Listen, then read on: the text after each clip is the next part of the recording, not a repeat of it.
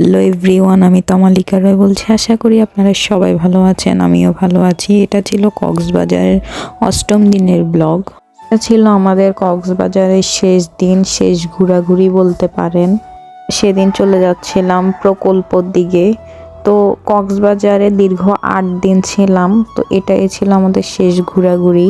প্রকল্পে যাচ্ছিলাম আর ভাবছিলাম অনেক দিনই ছিলাম, ঘোরাঘুরি করেছি। শহরটাতে অনেক বেশি মিসও করব। বিশেষ করে আমরা সৈকত ভাইয়াকে সবাই বেশি মিস করব।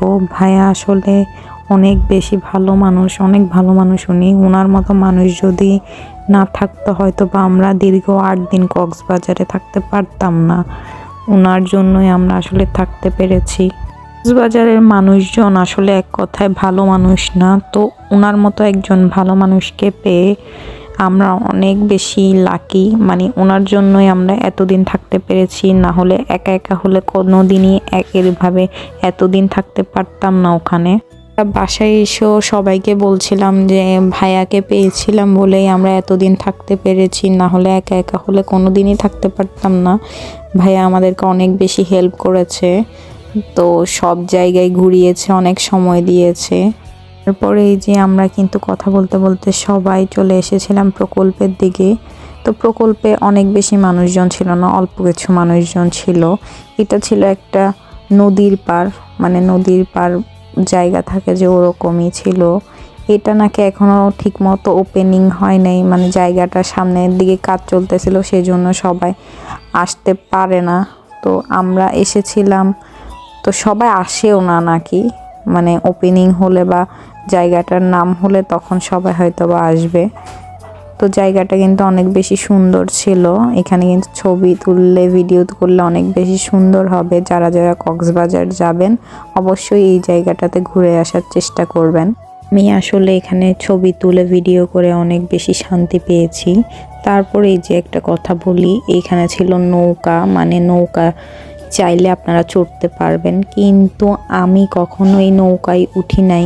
তো আমি উঠবো না, কিন্তু আমার ভাইয়ের বন্ধু আনাস ওঠার জন্য পাগল হয়ে গিয়েছে। ও বলতেছিল যে আমি নৌকায় উঠবো। তো এইখানে হচ্ছে কেউই আমরা নৌকায় উঠবো না, বা আমরা ভয় পাই এক কথায় বলতে গেলে, সেই জন্য আমরা কেউই উঠতে চাইনি। মানে আনাস ওঠার জন্য পাগল হয়ে গিয়েছিল, তো বলছিল যে আনাস আর সৈকত ভাইয়া গিয়ে মানে নৌকায় চড়ে আসবে, কিন্তু মানে সবাইকেই সৈকত ভাইয়া যাওয়ার জন্য জোরাজোরি করছিল, কিন্তু কেউই যেতে রাজি হচ্ছিল না। আমিও তো রাজি হচ্ছিলাম না। তারপর এক প্রকার জোরাজুরির মধ্যে আমি উঠেছিলাম। তারপর গিয়ে কিন্তু আমি প্রথম অনেক ভয় পেয়েছিলাম, তারপর ফ্রি হয়ে গিয়েছিলাম, ভয় কেটে গিয়েছিল। উঠছিলাম বলে অনেকগুলো ভিডিও করতে পারছিলাম, ভালোই হয়েছিল উঠছিলাম। ওর এই যে দুপুরের খাওয়া দাওয়ায় চলে আসছিলাম। দুপুরে সেদিন খেয়েছিলাম হাঁসের মাংস আর ডাল দিয়েই আমি খেয়েছিলাম। ওরা সবাই অন্য কিছু নিয়েছে, আমি এই দুইটা দিয়ে খেয়েছিলাম। পরে এই যে আবার চলে আসছিলাম হোটেলের দিকে।